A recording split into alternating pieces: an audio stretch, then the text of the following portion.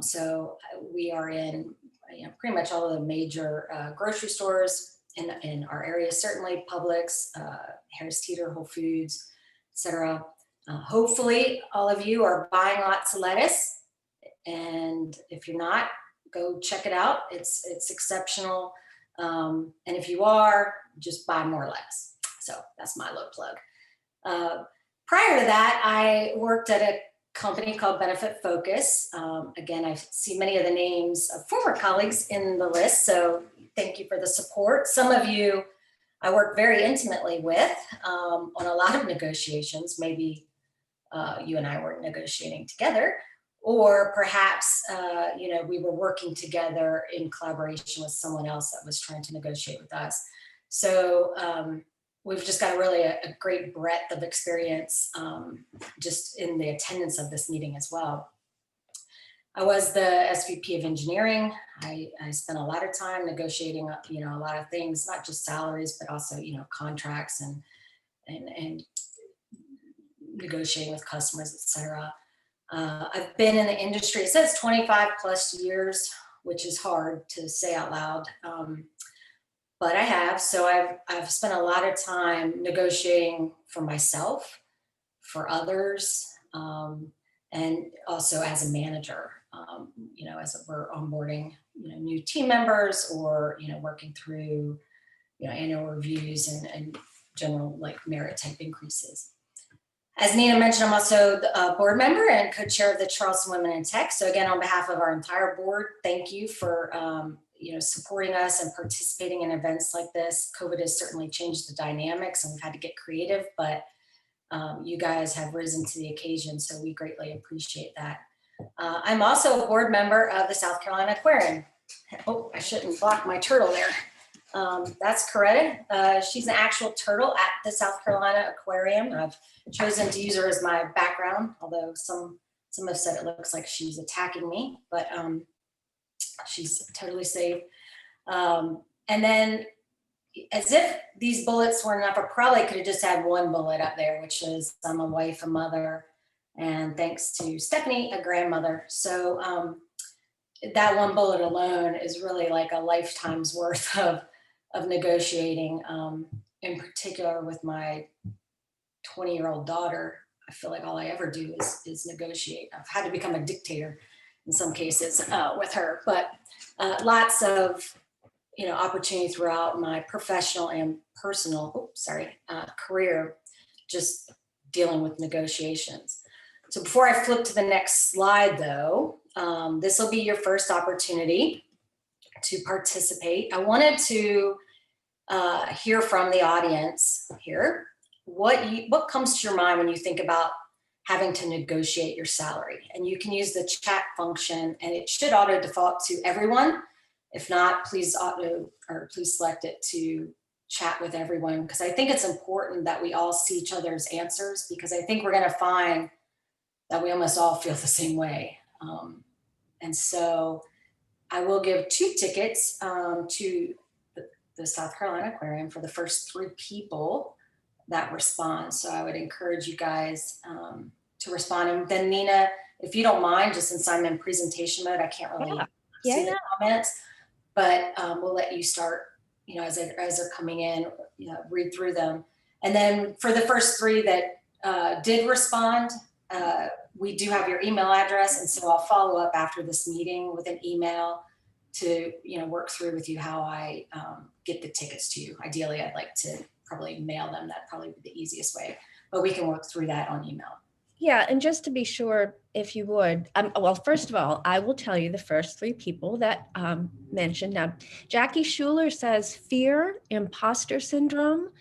Jackie's not in Charleston at the moment, but she is coming to Charleston. So Jackie, if you would chat me your email and we will make sure they're ready for you when you get here. Jenny Lewandowski put in the chat, stressful. And then Lisa Guittard says, negotiate 25 plus years of experience. And I'm not sure what that means. But then we also have a word from Megan, rejection. So those are the 3 first, or rather 4 first people. And if you were one of those people, do chat me your email. Okay. Are there any others that you're seeing? Yes. Just read them out loud. Just Okay. You don't need to say the names. You can just go through the words themselves. Sure. A lot of rejection, uncertainty, awkward, uncomfortable. Am I valued enough? Fear, level of fear with salary and being unsure how to prove worth. Agree on losing offer, aiming too high and disqualifying myself for a new job or company. Is the negotiation to focus on what I've already done or what I will do in the future? Pandemic, limits, funding and raises. Anxiety, fear of losing an offer, asking for enough money. Energized, somebody says. Worried I will come across too strong or too weak. I negotiate for a fair wage as an engineer and not as a woman engineer. Mm-hmm. Those are good. Those are all good responses. A lot of them I'll actually touch on in this presentation. I thought it was important to share it with the group because I think a lot of people think that maybe they're alone or whatnot. With some of those, like you said, fear and some of the feelings that they have, the anxiety, just around even thinking about having to negotiate, right? So I did a similar survey across men and women. I know we had a few men sign up. I don't know if there's any guys on the call, but in my survey this word cloud reflects their answers. And it was interesting to me. Obviously it echoes a lot of what Nina just read out from your responses, right?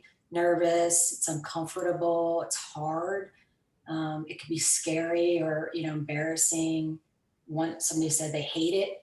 I thought it was interesting down here. Somebody described it as sweaty. And I'm assuming that means they think about, sweating a lot when they have to go have such a conversation. But then you'll also see some other words embedded in here like discussion, prepare, process, outcome, right? But certainly, overwhelmingly, there's an overall sense of some, general anxiety on this topic. And so, I've always heard the phrase, everything's negotiable. I thought this quote was particularly good for this conversation. Whether or not the negotiation is easy is another thing, right? And summoning the courage to ask for more money, it's tough, right? Especially if it's like your first time that you've ever had to do it, or maybe it's your first job or the first time, maybe just, you haven't done it in your past and you're thinking about you really want to because you're trying to show your worth.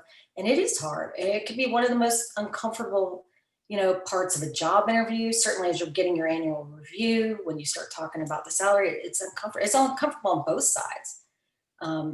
Not just you as the employee, right? Trust me, I've managed people for, a very long time. And I've never once woken up and been like, yay, I get to go to work today and, negotiate with 5 people on their salaries. It's just not something that like excites me. Although I found it interesting, that one of the responses we got was they felt energized. And so that's a very good thing. We could probably all learn a lot from that person as well.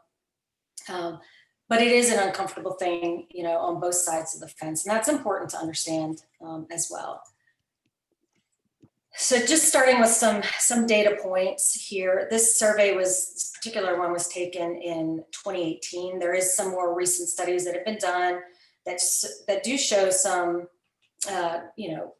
incremental improvements in the amount of people that are negotiating. So that's great. I suspect, you heard COVID as one of the responses. I suspect, people will have more additional, I guess, reservations about wanting to negotiate. So anyways, I stuck with this 2018 study. They're all fairly similar and overwhelmingly show that the majority of workers are not negotiating. Only, you can see only about a third of women tried to negotiate salary in their last job. And if you look at the different age bands, workers are negotiating less as they get older, or, which is kind of counterintuitive, I thought. I typically see people as they age gaining confidence, right? And,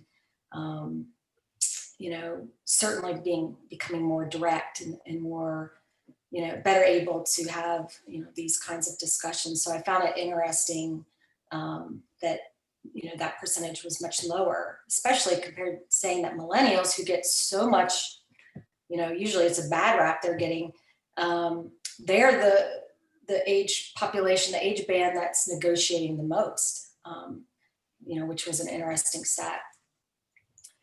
If you take it a step further, not necessarily millennials, but those fresh out of school, right? This particular survey, it was by mint.com and later extrapolate out, and I got it from NerdWallet, but they interviewed about 8,000 graduates and who were just entering in the marketplace in like the last 3 to 5 years-ish, whatever. And also they interviewed about 700 employers to participate in this study. And again, you'll see overwhelmingly 62% of new or recent grads are not even trying to negotiate, right? And only, roughly a third are. So, when you look at then how it breaks out across men and women, and it's not necessarily equal to 100% here for a variety of reasons, but only 34% of these women tried to negotiate and only 44% of the men did. Now the men obviously have, 10% lead over the women, so they're doing it more frequently, right? But those that actually tried to negotiate, shockingly over here, 80% of them were at least partially successful, which is a pretty strong number, right? Maybe they didn't get everything they asked for. Maybe they had to, compromise, meet somewhere in between. Maybe they, thought they were going to be negotiating salary and they,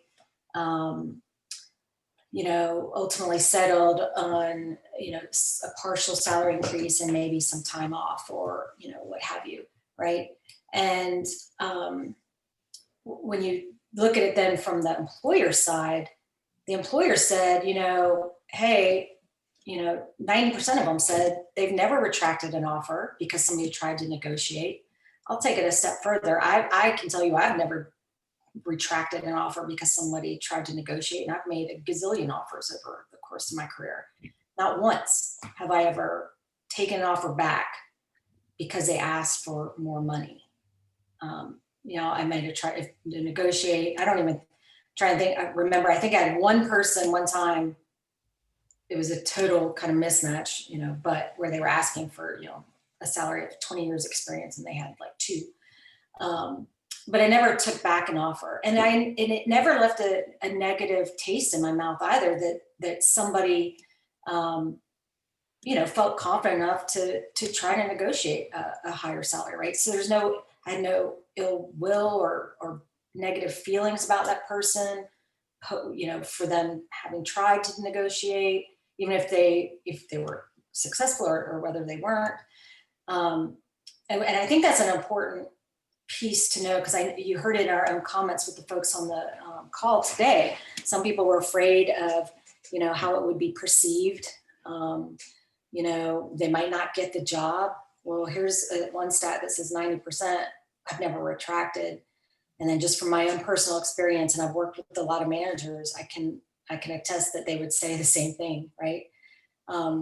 And especially when you're starting off in your career, usually, and I know we've got kind of the gamut of people on this call, but starting off in your career, usually I always had a little more wiggle room with negotiating those salaries. So, if it was,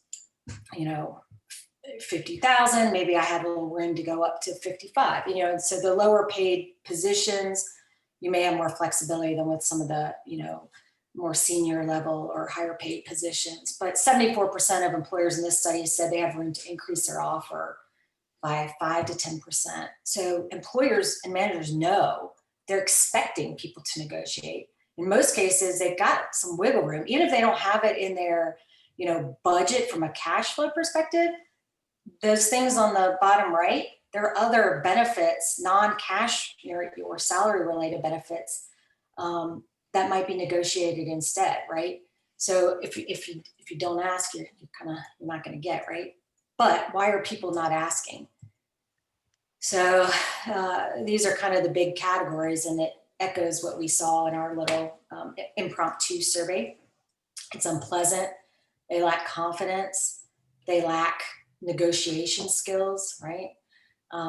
Some of the other responses were that they were satisfied with their salary, that they wanted more, but they didn't really know what the going rate was, so they weren't really prepared for the conversation. And then one of the other ones, which we also heard, was they, had a fear of getting rejected. Part of this same study, they showed that 42% of women said they felt very anxious about the negotiation process, which is countered with men who said they felt confident. 53% of the men said they felt confident about having to negotiate a salary. To them, it was like winning a ball game. And you want to know what women compared it to? They compared it to going to the dentist. I don't know about anyone on this call. I religiously go to the dentist twice a year, but I'm going to tell you what, I hate it. I get a lot of anxiety. I don't like them talking to me. I don't want to be there. I try to get out of it. I sometimes reschedule multiple times. I'd rather go to the gynecologist than go to the dentist. I know that's maybe a little too much info for some of the folks on the call, but it's the truth. So the fact that so many women associate negotiating, a salary increase or negotiating their salary in general with going to the dentist or something that they despise, is very telling, especially when it's contrasted with how the men feel about it. And when you look overall across all workers, men are roughly, 3.5 to 4 times more likely to negotiate than women, right? So we talk a lot about the disparity in salaries between men and women. And there's a lot of reasons for that aren't necessarily a topic of this discussion, but certainly one of the contributing factors is if the bulk of women are not trying to negotiate their salary and a guy in the same position is, it's going to broaden that gap over time, right? And it just gets compounded.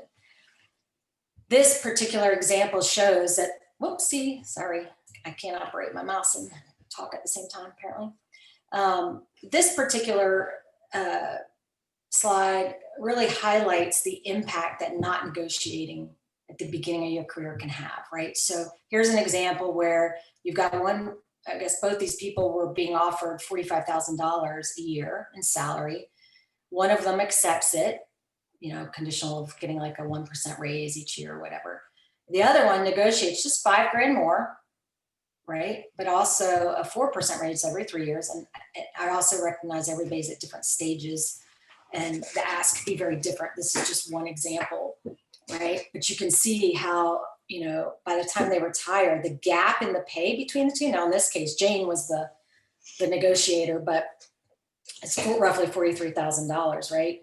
Over time, so over the course of Jim's career, that's over $1 million lost just sitting on the table that he didn't, collect on, right? And so we obviously want to be kind of more like Jane, right? And we've already talked a little bit about employers have the wiggle room in most cases, right? To do something, whether it's salary or maybe it's stock or maybe it's, some other type of benefit, tuition reimbursement or, whatnot. So they've got the room usually. What's the worst that can happen? They're not taking the offer back, right? They're not holding it against you. So really nothing ventured, nothing gained, right? But I think we heard a lot about, from just that little quick query at the beginning of the reservations and whatnot. And so I think really in this case, knowledge is power, right? So the more you can be prepared, the more confidence you'll have going into things like a negotiation. So let's start with really tracking your accomplishments. So you need to be prepared to state your case. Why do you deserve more money, right? And you do that by documenting your accomplishments and then trying to tie those to meaningful metrics that show the value that you bring to the company. Ideally, it could be something that maybe your manager is tracked, maybe your manager has a goal to achieve certain revenue. And so you want to then kind of piggyback off that and show what contributions you're making to helping either he or she be successful in achieving their own goals, or maybe it's at a corporate level, right? Type goal. And you want to include anything along the way that's really going to help you sell yourself, right? If your role doesn't directly tie to, something at the bottom line, then tie it to some other meaningful metric that's, relative and meaningful to your specific business.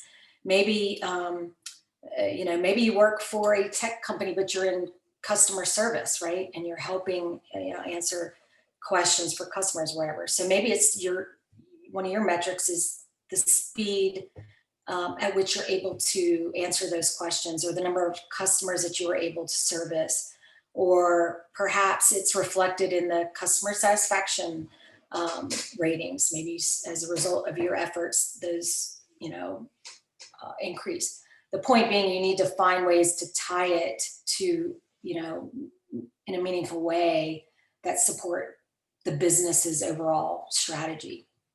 If you're an engineer, it might be, you develop some code that saves 500 man hours worth of work, right?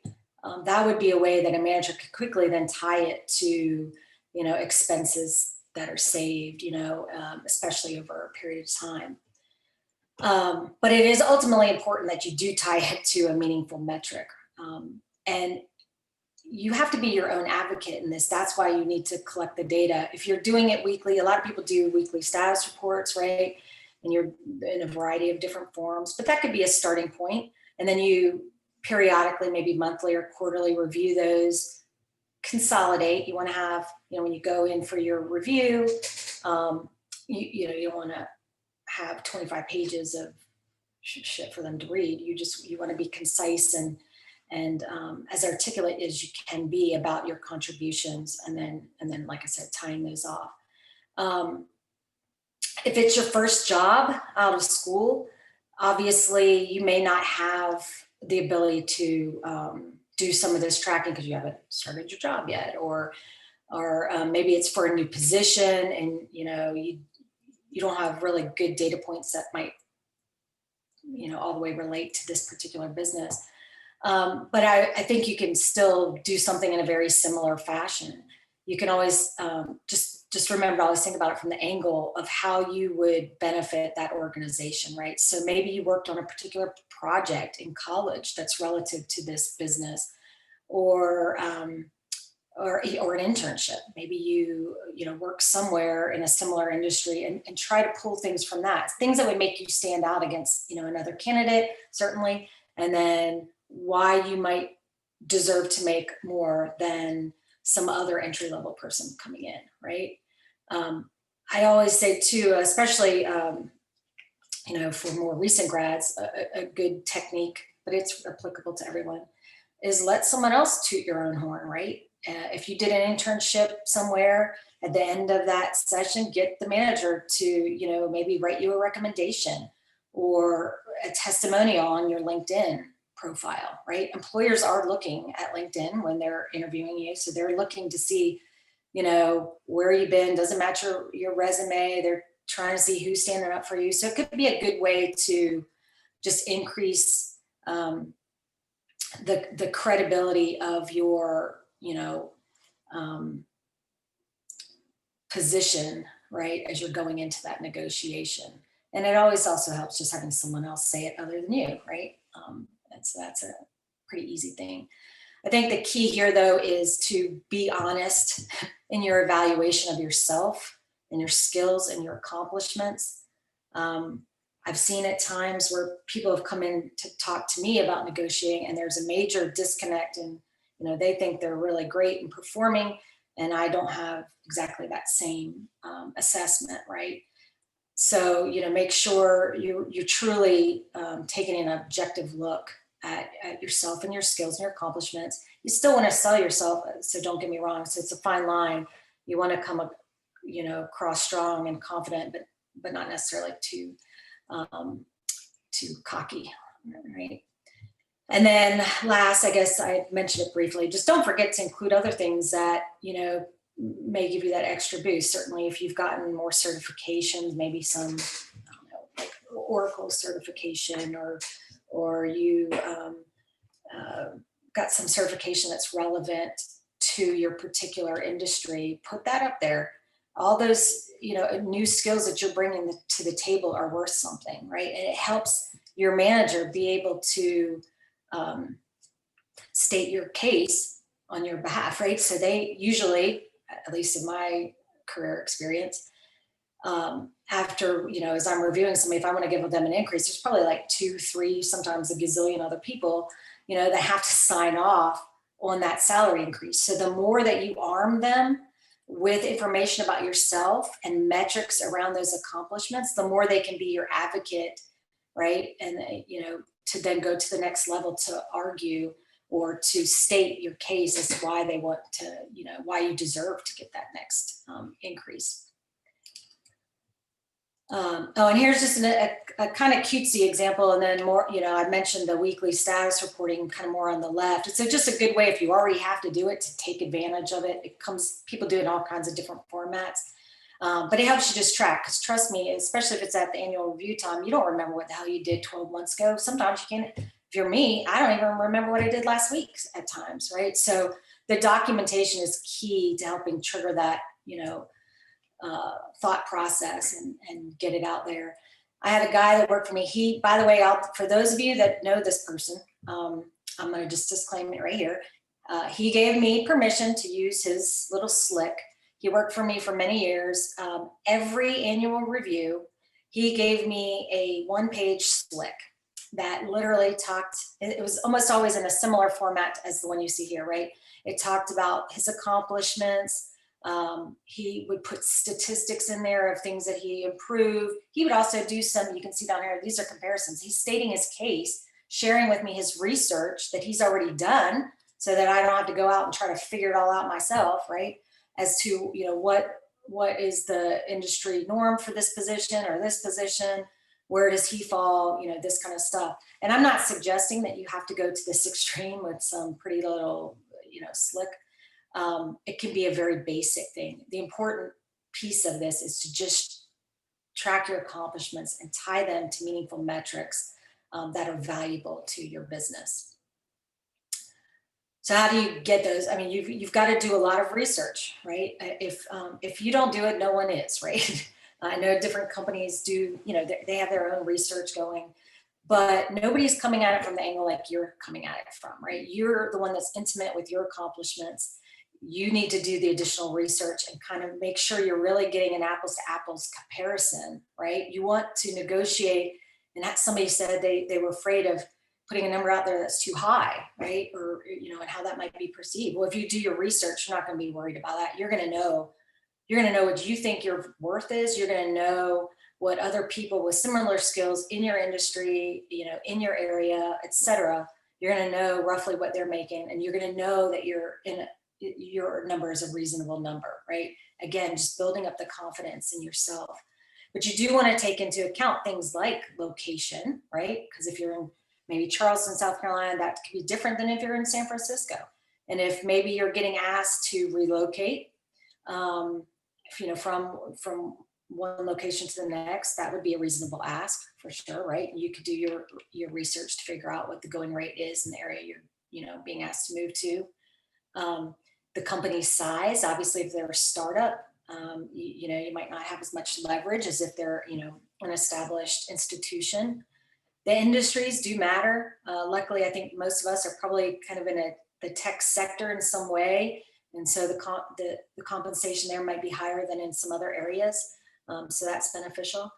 But then what's the financial state of the business, right? That's equally important. I think about today with COVID, and a lot of businesses are struggling just to survive. And some of them haven't survived. Some of them have gone under. Some are in the process of laying off massive amounts of their workforce just to make it through this period. So, you need to truly understand what the financial state of that company is to additionally make sure your number is reasonable. But do figure out what your number is, right? I mean, you need to know what that number is. Ideally, leave maybe a little room in there for a counter offer.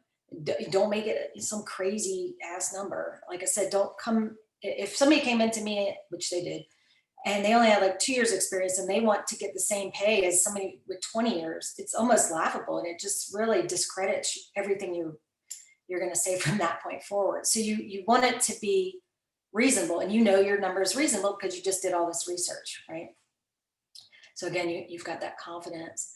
And then also think through non-traditional compensation methods. So maybe it's not salary. So just think of it from the other side. If you're a manager, I've had times where I've had to, in order to hire somebody, I had to show the 3-year cost to the company. So I'd have to show their salary, their benefits, blah, blah, blah, whatever, right? If I then give you, say, a $5,000-$7,000 increase at the time of hire, and I have to show a 3 or 5 year expense impact of hiring you, it adds up, right? Suddenly now it's not just a $5,000 raise, it's really a $15,000 raise over 3 years. Oh, and by the way, I'm probably going to give you some merit because you're going to, kick ass and over deliver and all this stuff. And so then I'm going to be applying merit increases on top of that. So it gets further compounded, you're further away from where you were initially planning to be when you budgeted for that position in the first place.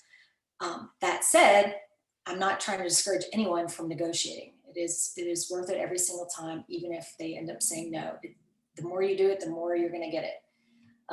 But think through non-traditional things. Maybe if it's your first time in the job, maybe it's a sign-on bonus or a relocation type bonus. Or maybe if you've already been there, maybe it's a performance-based type of compensation. Like if you all achieve this, then you would get this bonus, where it's more of a one-time hit. Most of the budget managers can more easily absorb those in most cases than having the carry on, burden, so to speak, of carrying that year after year. And then obviously the other, perks and benefits that they have, maybe you just graduated and you've got a lot of student debt. So tuition reimbursement might be something that you could negotiate with them, or stock, where it doesn't necessarily cost them out of pocket type, sort of cash impact, or vacation time, et cetera. Telecommute's a little probably irrelevant in today's world, just since everybody's is doing it, but that's a very relative one. When I first had my daughter 20 years ago, hardly anyone telecommuted. The technology wasn't as strong as it is to even enable it. But I was spending so much time commuting. It was like 2 hours a day, every day, that I wasn't getting time to be with my child. And then she would go to bed, at 7 p.m. And I'm like, this sucks. I'm never getting to see my kid. So telecommuting became something that was very important to me, that I had to then go and negotiate because nobody else was doing it at the time, right?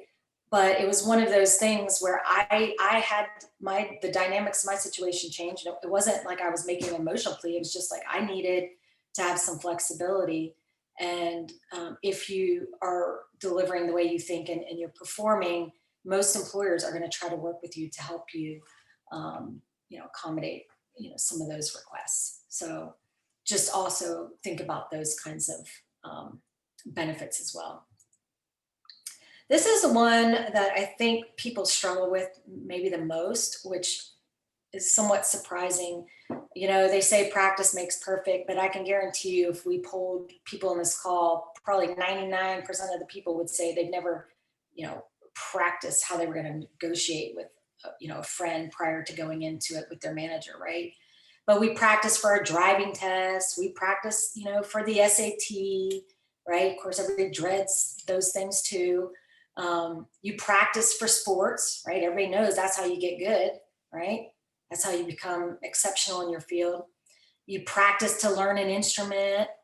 You practice for a big speech or presentation, or you're at least supposed to. Some of us get a little busy, have car wrecks and other things that prevent us, but ideally you're practicing and preparing for those. And you do it because you know that by practicing you get better, right? But why does it seem like such an unnatural thing to do when it comes to practicing for a negotiation? Maybe you feel a little silly doing it. I know at times I have felt silly doing that. But you can practice with like somebody that's trusted and a friendly, as I like to call them, that will give you really good feedback, won't judge you. Maybe it's a family member or a colleague or a mentor. If you're fresh out of school, maybe it's like a college career coach just to get you to practice. But it really helps you, one, make sure you're focused on delivering a very thoughtful message that's where you're clearly articulating why you deserve a higher salary and what value you're bringing to that organization, right? But that person could also ask you questions that you haven't thought of that then help prepare you for something that your manager might say, right? Maybe it's a question that makes you feel uncomfortable. And so at least it gives you the opportunity to, start thinking through some of those answers ahead of time. So you're better prepared when you get into the conversation itself. It also helps you understand like how people are going to perceive your approach. So am I coming across, you heard some people were saying they don't want to come across too strong or too weak or whatever. So you get confidence by having others listen and tell you, and maybe providing some feedback along the way and some constructive suggestions to make it an even better, more powerful, discussion for you. But ultimately, practice makes perfect. There's not a better way to say it. And there's different techniques you can try. I know one woman that she found it very hard to talk about herself. And she's like, I feel like all I'm telling them is how great I am, whatever. She didn't like to, it made her very uncomfortable. So one of the things that she quickly realized is that she had no problem at all saying all the good, positive things about, some of her coworkers or whatever, and she could brag about them all day and list off all their accomplishments. So she actually pretends that she's talking about somebody else and making the case for that person, just to get her comfortable that, hey, I'm not being greedy about this. I do deserve, this increase, and I am doing a great job for this company, and I am contributing, right? Because again, you're building more confidence in yourself. So that was just one technique. Now for the actual event itself, where you're actually in the negotiation, there's just I didn't have a nice way to put this, so it's just in do's and don'ts format. So I could have maybe tried to pretty that up, but I'm just going to be, blunt. And I'm sure I know a lot of people on this call have been managers at times, and so you've probably experienced some of these same things. Ultimately, just don't compare yourself to others. Don't tell me that, well, Joe Blow makes, $10,000 more than I do, and we have the exact same job, and they leave at 5 o'clock every day, and I'm here till 8 or whatever. You don't want to be comparing yourself to others. First, I'd probably question how the hell you knew that in the first place. It's supposed to be a confidential, conversation salary, right? So it'd probably make me question, one, whether you're being truthful, or two, how did you find it out in the first place? Don't make emotionally charged appeals, right? So, and by this, I mean okay, you ran up a bunch of credit card debt and now you want me to give you a raise to pay for it. Well, what the hell, No, you need to be stating your case. Why do you deserve to make more? Again, what value are you bringing? Don't ever use the time in an annual review, or even if it's a job interview where you're negotiating, don't complain about others. Don't complain about if you're in a job interview, don't complain about your old boss. If it's a first-time job, don't complain about your professors were so hard. Don't complain about your peers. It's one, if especially in, like annual review time and those kinds of salary negotiation aspects, it's not the time. You want to leave them thinking about you and being able to tell your case to someone else, right? And be able to argue on your behalf that you deserve to make more money. If all you're doing is bitching about somebody else, I can tell you right now, I'm not listening. It's not professional. And honestly, it's not fair. So as a manager, if I'm allowing you to sit there and talk bad about someone else that works for me, right, that's your peer, and they're not there to hear it, that's just not fair for me to even entertain, right? So don't complain about others. And I don't know about you, but don't give me an ultimatum. If you're telling me that you can go somewhere else and make 10 grand, I'm probably going to say, go ahead. That might be the best option for you. I don't take kindly to ultimatums. There are times where it might be a legitimate ultimatum. I've given it myself. I didn't think I could go back to work after having both of my children. In fact, I was pretty certain I wasn't going to. Unless the dynamics changed. So, whether it was telecommuting or I took extended maternity leaves with both of my children, I negotiated different pay scales to accommodate me doing that, right? That were not necessarily the company policy. I was kind of giving an ultimatum because being a mother was more important to me than any job. So if I couldn't feel like I was doing what I needed to do as a mom, then nothing else mattered. So in a sense, I was giving an ultimatum, but I was okay if they said no, because what would be the worst thing? I get more time with my newborn baby, And so I had really nothing to lose. And I don't advocate giving ultimatums, but sometimes, things come up and, other things are, are maybe more important, and you would ideally like them to work with you. There's a nice way. I certainly didn't storm in there and say, if you don't do this, I'm out. There was a gracious, professional conversation that occurred. I left the do's last because I didn't want to kind of end it on a negative Nelly note, but allow the other person to speak. Sometimes people get so nervous and they talk so much, and then it's like, I don't even think I spoke during the whole negotiation process. So you want them to be able to ask questions. You want them to ultimately, still be paying attention, let's just say. Be considerate of your timing. Again, COVID example, maybe now is not the right time to try to negotiate a salary increase if they're laying off, 50 people or whatever, right? It might not be good timing today, but maybe tomorrow. Maybe you could still have conversations with your manager about things you can do, once the company is positioned. So at least that way you have a head start. But again, make that case based on the value that you bring to the organization and present yourself as part of the solution to helping them solve their business needs. And then, when they present the offer, take time to think it over. Nobody's going to have a problem if you ask for 24 hours. It allows your brain to digest what was just given to you. Think about the package in totality, because that's important, right? The benefits, medical coverage, the life insurance, the vacation time, all that stuff. And it better positions you to be able to negotiate, right? And then you can document in an email to, articulate that counter offer back without things getting misinterpreted. No ambiguity. But be ready to embrace no. Sometimes despite all the research, all of the accomplishments, they still may say no. There could be a lot of outside factors influencing that. Just embrace it. I'm a firm believer that when one door closes, another one opens. Just stay positive.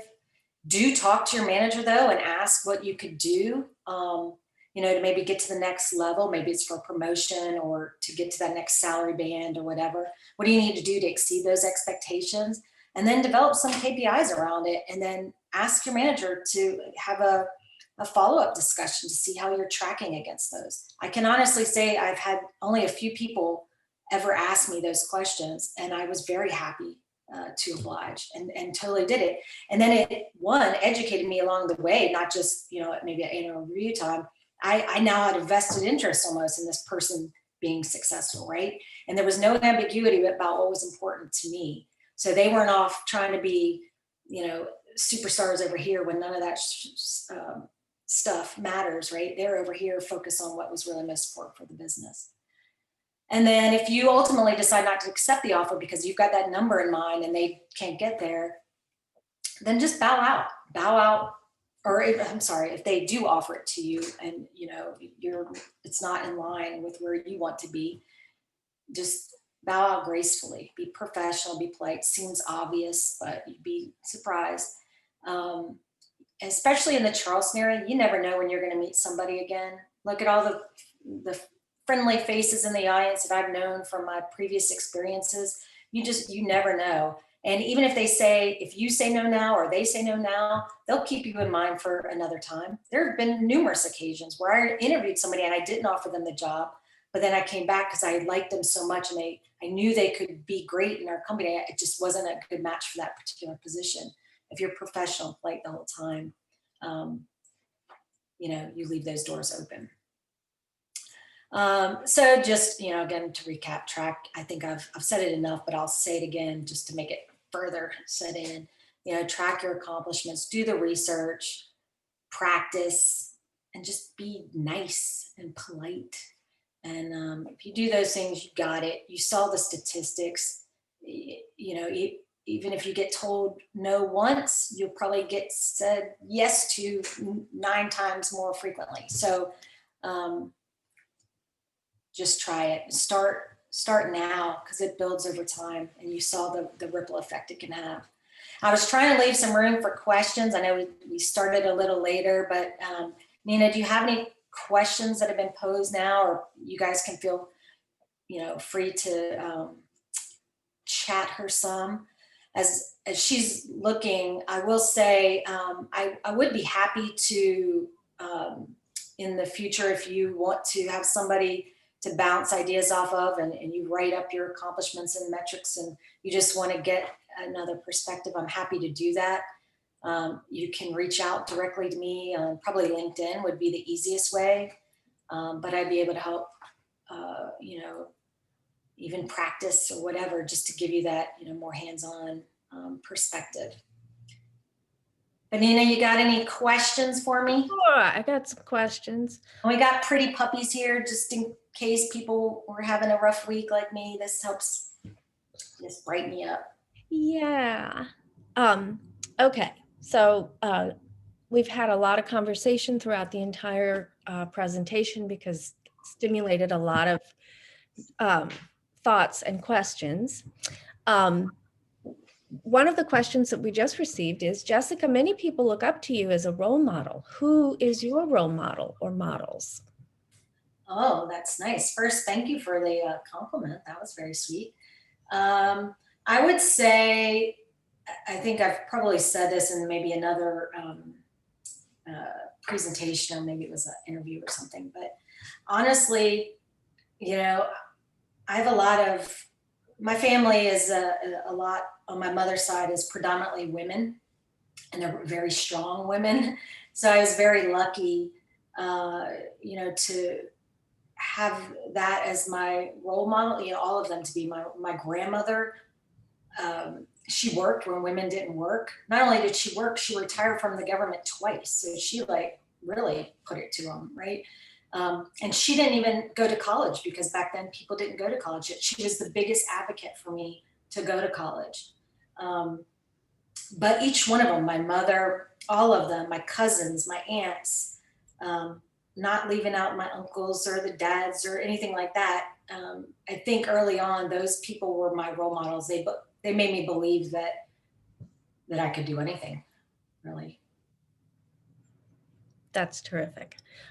Quick question I have. You mentioned that men enjoy the negotiating process, that they have the skills, and right. So my question is, what is your favorite part about negotiating? And is there one particular moment of negotiating that you're particularly enjoyed or are proud of in your own career? In my own career? Mm-hmm. First, I'll be honest, I'm not on any level trying to imply that I love negotiating my salary or anything related. It's not my idea of fun, but I understand and recognize that it's very necessary. So I will say on the flip side, as a manager, I really like it when somebody has gone through the effort of showcasing for me, what their accomplishments are, so that I'm not having to try to figure it out, on their behalf, right? I always appreciate that. And I love seeing people, flourish over time too. From my own standpoint, negotiating, I think probably, given I was so much younger then, and I know I'm only 29, but I was even younger than that, and I was trying to negotiate, like I mentioned, just a totally different way of working and being a mom at the same time. It just, people weren't really doing that, right? This is 20 years ago. And so I thought I landed in a really good position where I took 6 months of maternity leave with my son. I took 4 with my daughter. I telecommuted 2 days a week, so I didn't have to, spend, 10 hours a week in the car away from my kids. I think that was probably, I was the most nervous about, just because people didn't do that back then. And I was so young. So it wasn't like I was at the top of my career, and had all these years of experience and whatever else. So I felt like I had less negotiation power probably at that point in time. And so the fact that I was able to get it to such a good place, I felt really good about, I would say. That's probably the big one that stands out. I've had to negotiate many times. Sometimes I haven't had to negotiate at all, right? So you get those too, but yeah.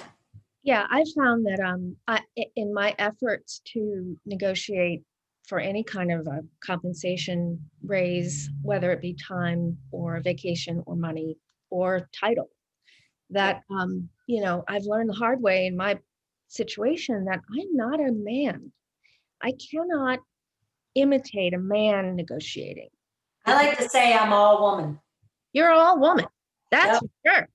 So am I. I'm all woman. And so, imitating a guy trying to negotiate does not work. For me, I was not very good at it. And the person that I was negotiating with just slammed me down. It was not a happy experience. So for me, what has worked for me is that throughout the year, as I'm, noting our wins as a company through the work that I get to lead, it's like a slow drip, and it's all year long, and it's not a brag, it's just an information share. So that by the time I get to the point where I get to have a review, I'm not, listing a litany of things. They've been able to acknowledge and process all of those things throughout the year. I mean, I try not to bother my, leadership, but anyway, that's just my 2 cents. Okay, let's see, what else do we have here? We have lots of, thank you, Jessica, for the presentation. It was a great pep talk, supported with facts. Thank you so much. This has fueled my fire to continue pushing forward. Grateful to be part of this group. This was immensely helpful. Thank you for the evidence-based start and for giving such practical advice. I don't think I've ever taken so many notes during a Zoom presentation. Thank you, all caps. Awesome. That's awesome. I know we've got a couple minutes over, so I know people probably do have to go back to work. If so, nobody will take offense if people are dropping and whatever. So I just wanted to get that out there. Yeah. But no, those are great. Those are great comments. I appreciate you sharing them. I appreciate everybody's time today for sure. I almost hate to flip off these puppies, but then I'll just say thank you back. Thanks for the opportunity to let me ramble a little bit, and hopefully at least maybe you got one little tidbit of something that'll help you for the next time. But the big takeaway is just do it. I almost wanted to put that in just big sign, as a big thing here, is just do it. There's no harm, no foul, just do it, So you have And more to use. we may put in our Slack channel people who are willing to practice with other people, right? People who have attended this Safe environment. right. So if you are willing or you are looking for people to practice with, let's put it in the Slack channel. And if you don't, if you're not on our Slack channel, just email me and I will get you on there, or read our newsletter. There's a link to it there. Awesome. That's great. And then for the winners, we'll follow up with you guys via email to get those tickets out. But thanks again, everybody, for your time. I truly appreciate it. We had one of our biggest mentor sessions with this one, huh? Yep. I think it's applicable to both men and women, honestly, even though I know men are more often doing, doing negotiations. I think, it's still very applicable to both of us, both sides. Yeah. Well, take a look at the chat before you go or when you go, Jessica, because there's a lot of appreciation on there that you definitely should hear. Thank you. Thank you. So thanks, everyone. All right. Thanks, guys. Okay. Thanks, Jessica. Thanks. Bye. Bye.